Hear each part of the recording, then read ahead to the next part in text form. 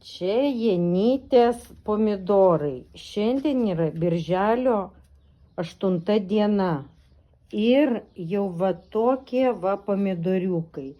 Janytė, nu pomidorai jau, aš nežinau, artėja metro aukščio. Ir ką tu dabar dar planuoji jiem daryti, paleidi taip ir toliau augt? Ar yra kažkokios priemonės? Kažką reikia skabyti ar kaip? Reikia sumažinti lapų skaičių, kad jiems būtų daugiau erdvės. Ir būtinai dar aš juos patrešiu, kad gausėtų žydėjimas, nes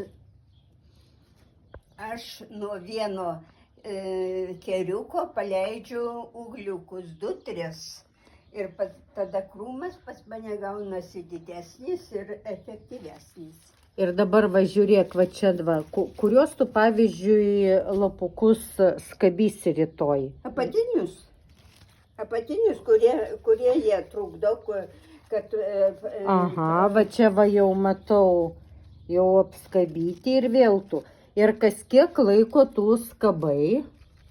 Aš laiką nežiūriu, aš pasižiūriu į augalą ir tada nuskabau. Va jau pažastinių yra, reikia pažastinių skabyti. Aišku.